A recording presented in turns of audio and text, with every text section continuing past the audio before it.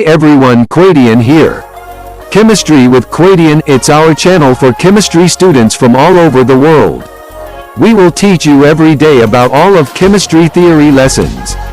Subscribe our channel and press the bell button for daily lectures update. अस्सलाम वालेकुम students. तो last time जो है हमने ऑर्गेनिक स्पेक्ट्रोस्कोपी जो है उसका इंट्रोडक्शन को अंडरस्टैंड करने की कोशिश की।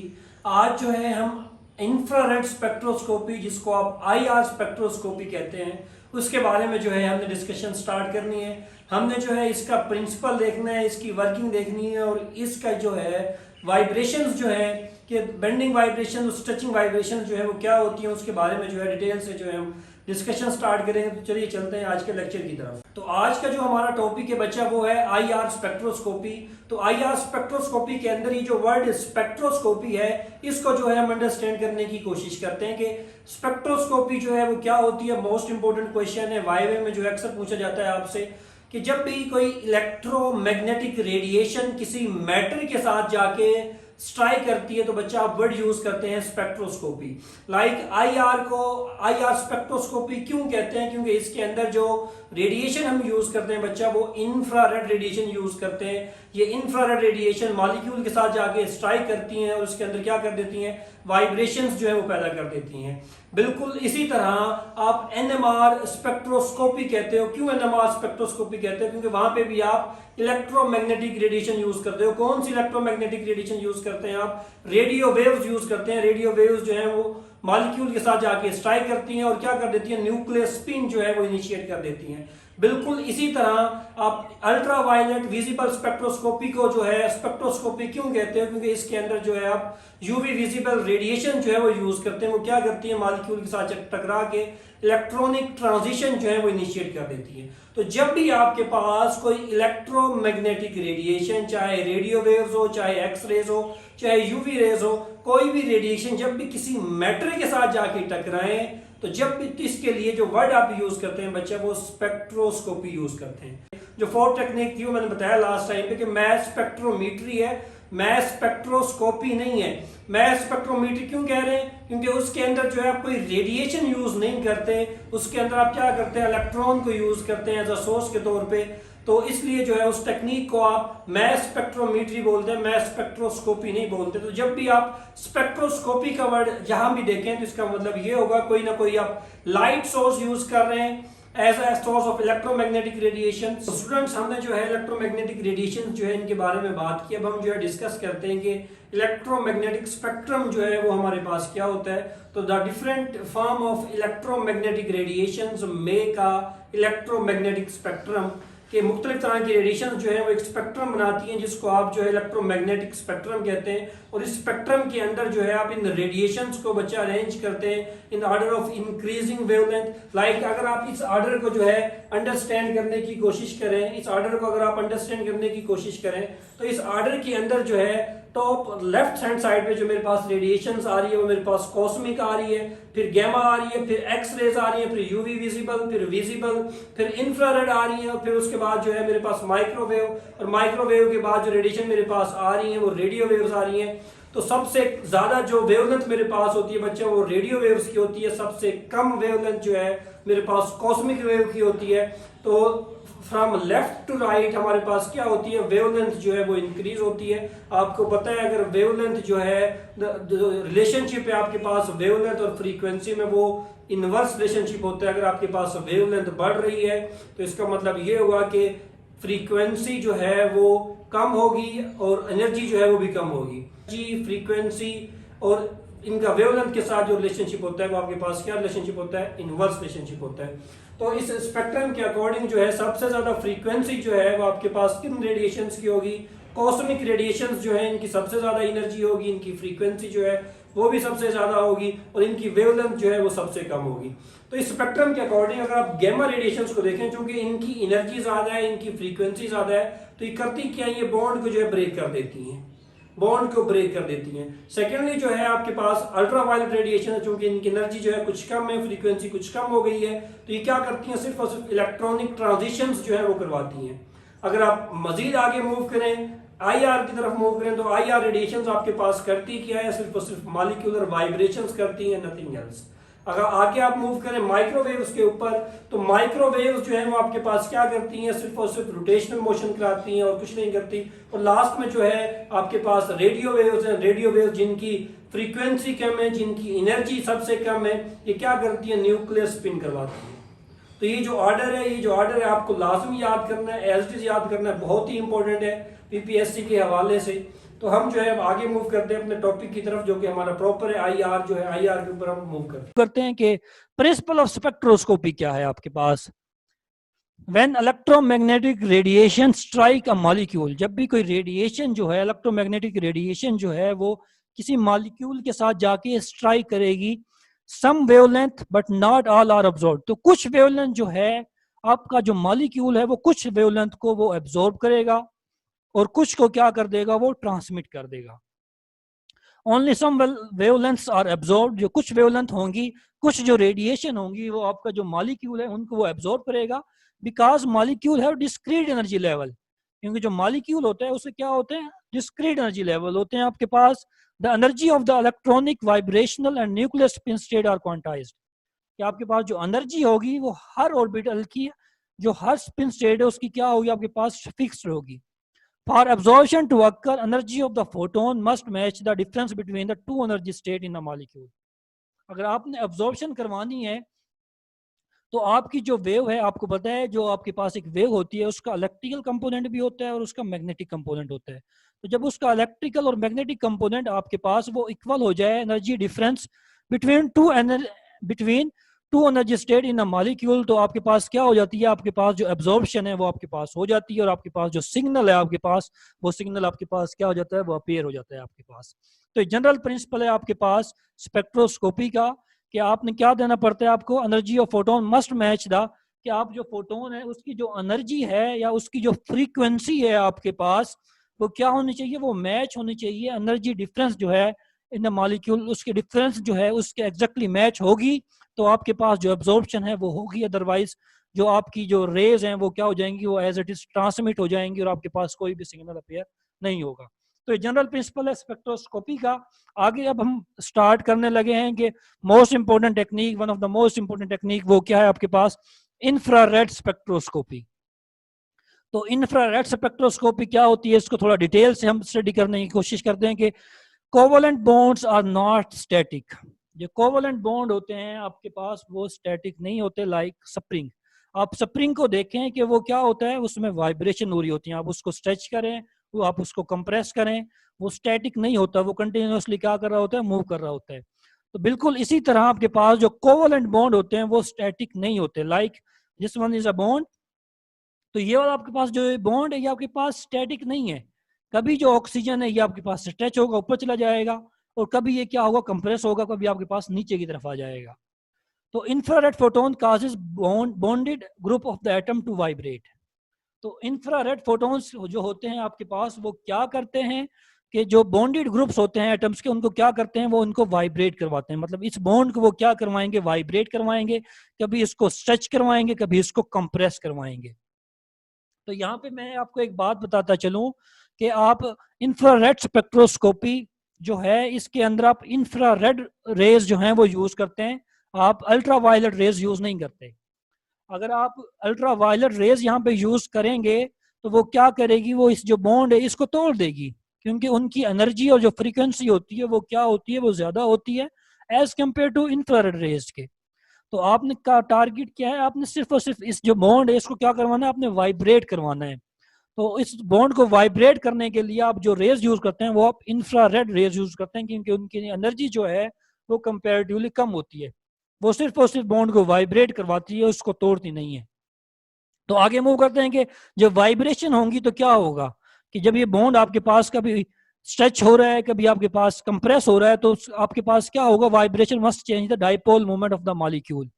तो वाइब्रेशन क्या करती है, आपके पास जो डाइपोल मूवमेंट होता है आपके पास मॉलिक्यूल का, उसको चेंज कर देती है। This change result in the IR absorption. जैसे ही डाइपोल मूवमेंट चेंज होगा आपके पास, तो आपके पास क्या होगा, आईआर अब्जॉर्प्शन स्टार्ट हो जाएंगे, आपके पास जो सिग्नल है आपके पास वो अपीयर होना शुरू हो जाएगा।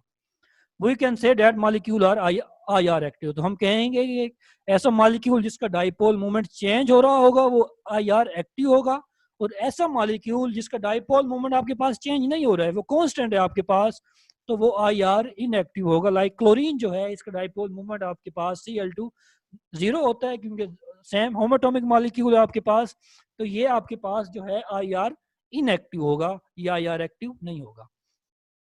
If the bond is stretched or compressed and then released, the atom vibrate. वो कह रहे हैं अगर आप बॉन्ड को स्ट्रेच करें, कंप्रेस करें और फिर इसको छोड़ें, लाइक स्प्रिंग की तरह, आप एक स्प्रिंग है, आप उसको आप खींच रहे हैं, फिर उसको कंप्रेस कर रहे हैं, फिर उसको छोड़ देंगे, तो जो एटम है उसके अंदर जो पार्टिकल्स हैं वो क्या करते हैं, आपके पास वाइब्रेट करते हैं continuously. Because compound are not linear, they have different vibrational mode. क्योंकि कंपाउंड, हर जो कंपाउंड होता है वो लीनियर नहीं होता, तो हर जो कंपाउंड है उसका जो वाइब्रेशनल मोड होगा वो दूसरे से मुख्तलिफ होगा आपके पास। तो यहाँ पे मैं थोड़ा सा जो इसका प्रिंसिपल है, इसको शॉर्ट टर्म में यहाँ पे जो इंस्ट्रूमेंटेशन है वहाँ वो आपको बताने की कोशिश करूंगा कि इंफ्रारेड लाइट आप यूज करते हैं IR के अंदर। जो इंफ्रारेड लाइट होती है आपके पास वो 3 तरह की होती है। नियर इंफ्रारेड जो होती हैं उनकी जो आपके पास रेंज होती है 0.8 टू 2.5 माइक्रोमीटर होती है आपके पास। इसके बाद आपके पास मिड IR होती है आपके पास, उनकी जो रेंज होती है आपके पास 2.5 से लेके 15 माइक्रोमीटर तक होती है। और जो फार इंफ्रारेड रेडिएशन है आपके पास, उनकी जो रेंज होती है आपके पास 15 टू 200 माइक्रोमीटर होती है।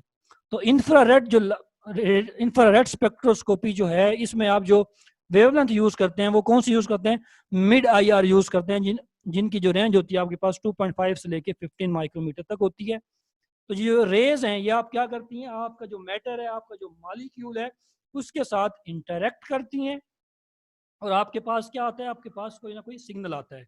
सपोज मैं इस चीज को एक्सप्लेन करने की कोशिश कर रहा हूँ कि जो ये वाला बॉन्ड है ये स्ट्रेच भी कर रहा है, कंप्रेस भी कर रहा है, जिसके नतीजे में इसके अंदर वाइब्रेशंस प्रोड्यूस हो रही है। मैं सपोज करता हूं कि इसमें जो वाइब्रेशन प्रोड्यूस हो रही है उनकी जो फ्रीक्वेंसी है आपके पास वो 10 हर्ट्ज है। क्या है इनकी जो फ्रीक्वेंसी, वो क्या है, वो 10 हर्ट्ज है। अब आप यहां से जो IR रेडिएशन दे रहे हैं, अगर उनकी जो फ्रीक्वेंसी है वो अगर 9 हर्ट्ज है, तो 9 हर्ट्ज जो 9 हर्ट्ज की जो फ्रीक्वेंसी है आपके पास, जो वो यहाँ से आएगी वो सारी की सारी यहाँ से ट्रांसमिट हो जाएगी। क्योंकि यहाँ की जो कंपाउंड है आपके पास, आपने ज्यूम किया है इसकी जो फ्रीक्वेंसी है वो कितनी है, 10 हर्ट्ज है। तो आपके पास जब सारी लाइट आपके पास जब ट्रांसमिट हो जाएगी तो आपके पास क्या होगा, आपके पास जो स्पेक्ट्रम है उसमें आपके पास कोई भी सिग्नल नहीं आएगा। सारी जो लाइट है आपके पास वो क्या हो गई है, वो ट्रांसमिट हो गई है और डिटेक्टर आपको जो लाइट है उसको डिटेक्ट कर लेगा। लेकिन अगर आपने जब इंफ्रारेड लाइट जो यूज की है उसकी अगर फ्रीक्वेंसी 10 हर्ट्ज है और आपका जो ये वाला मॉलिक्यूल है इसकी जो स्ट्रेचिंग, आपकी जो इसकी जो फ्रीक्वेंसी है वो भी आपके पास अगर 10 हर्ट्ज है, तो 10 हर्ट्ज एनर्जी जब आप इस मॉलिक्यूल के ऊपर डालेंगे तो सारी की सारी एनर्जी जो है आपके पास, जो रेडिएशन है आपके पास, यहाँ ये मॉलिक्यूल जो है एब्जॉर्ब कर लेगा, जिस नतीजे में आपके पास स्पेक्ट्रम जो है आएगा आपके पास, जो जिसमें आपके पास क्या होंगे, जो सिग्नल्स होंगे वो आपके पास डिस्प्ले होंगे। तो उन सिग्नल्स की मदद से आप अंदाजा लगाएंगे कि जो ये वाला मॉलिक्यूल है इसमें आपके पास किस वेव नंबर के ऊपर आपके पास जो है वो सिग्नल आ रहा है। तो उस सिग्नल की मदद से आप आइडेंटिफाई करेंगे कि इसमें ये वाला जो फंक्शनल ग्रुप है वो आपके पास है।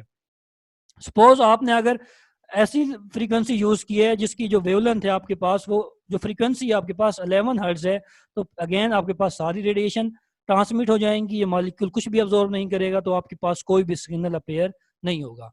तो ये बेसिक प्रिंसिपल है। ऊपर भी मैंने बताया स्पेक्ट्रोस्कोपी का कि आपके पास जो एनर्जी आप दे रहे हैं, जो लाइट आप दे रहे हैं, वो क्या होनी चाहिए, वो इक्वल होनी चाहिए इसकी वाइब्रेशंस के। अगर इसकी वाइब्रेशंस के इक्वल होगी तो मॉलिक्यूल आपका वो लाइट जो है वो एब्जॉर्ब करेगा और आपके पास सिग्नल आएगा, अदरवाइज आपके पास कोई भी सिग्नल अपेयर नहीं होगा।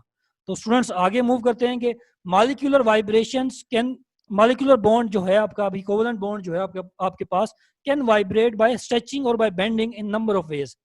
कि आपका जो बॉन्ड है आपके पास वो वाइब्रेट कर सकता है बाय स्ट्रेचिंग और बाय बेंडिंग, दो तरीके से आपके पास वो वाइब्रेट कर सकता है। तो स्ट्रेचिंग वाइब्रेशंस कुछ होती हैं आपके पास और कुछ आपके पास क्या होती हैं, बेंडिंग वाइब्रेशंस होती हैं।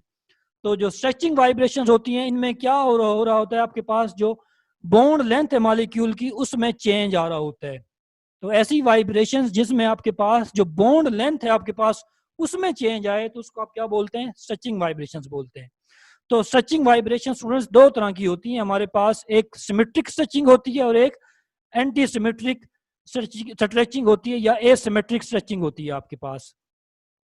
तो सिमेट्रिक स्ट्रेचिंग क्या होती है आपके पास के two or more bond vibrate in and out together. इसमें क्या होता है सिमेट्रिक वाइब्रेशन में आपके पास जो टू और मोर जो बॉन्ड है आपके पास वो वाइब्रेट कर रहे होते हैं इन and out together. For example आप देखें इसको कि ये दोनों बॉन्ड जो हैं ये कंजेक्टिवली आपके पास इन और आउट जो है आपके पास क्या कर रहे हैं, ये वाइब्रेट कर रहे हैं।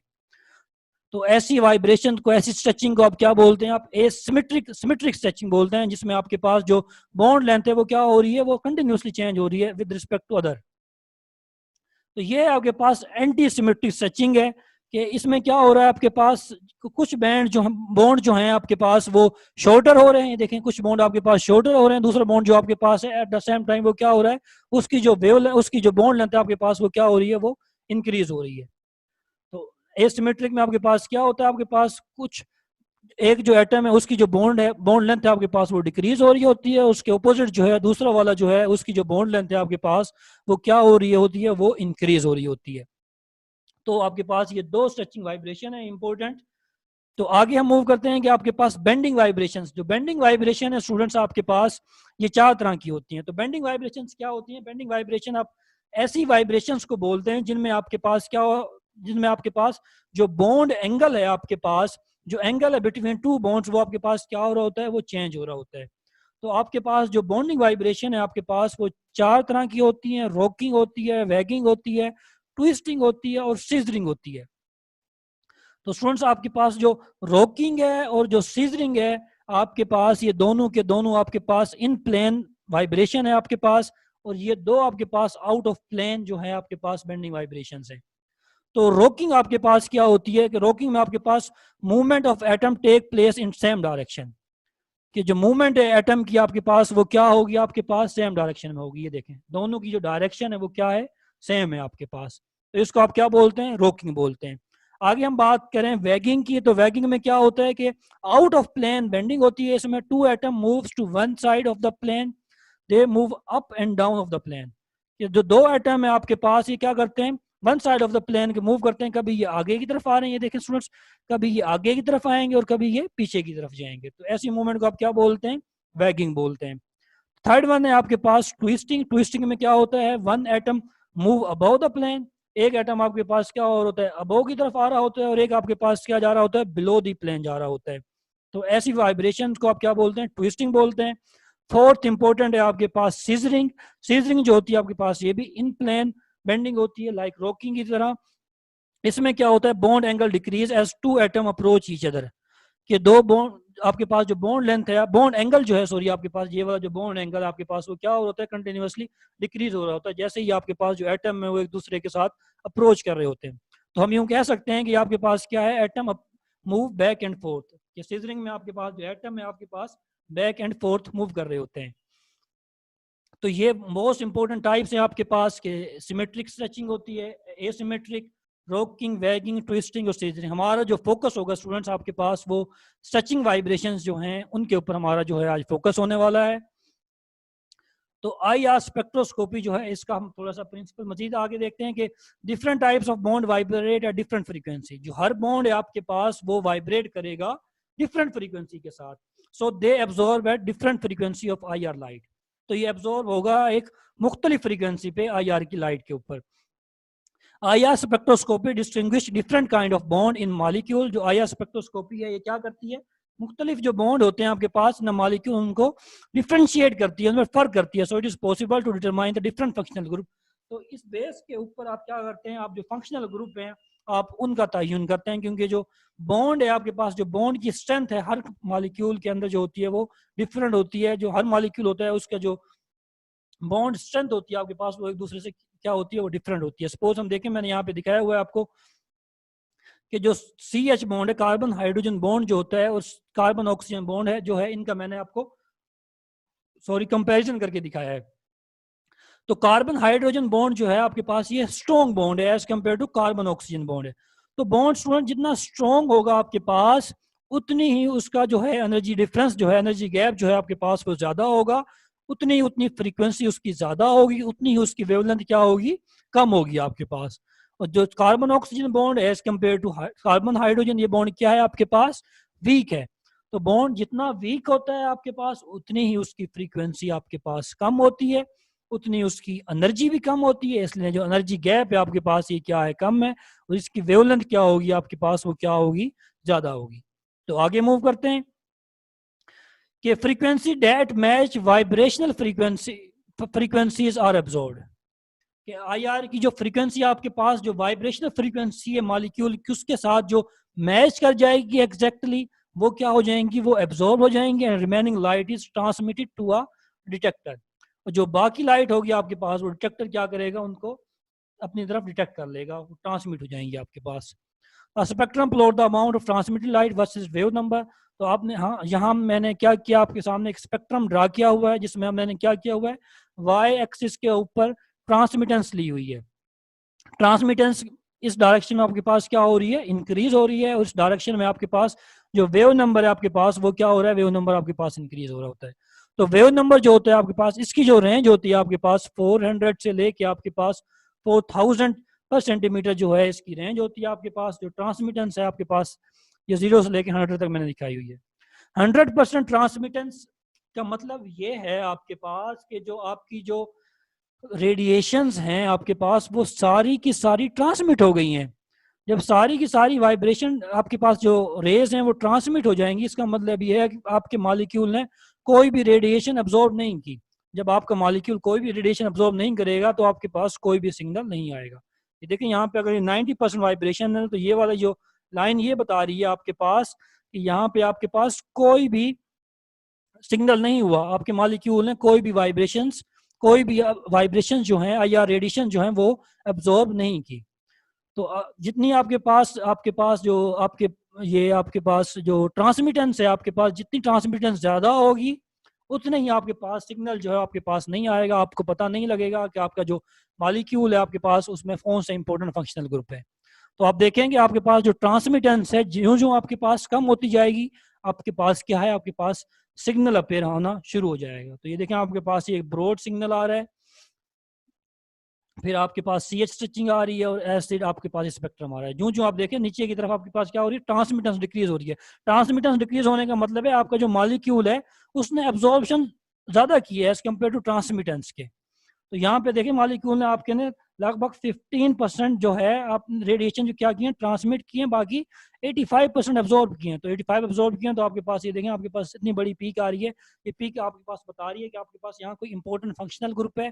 वो आपके पास क्या होगा, मोस्टली प्रोबेबली जो आपके पास यहाँ पे आपके पास कोई अल्कोहलिक ग्रुप होगा,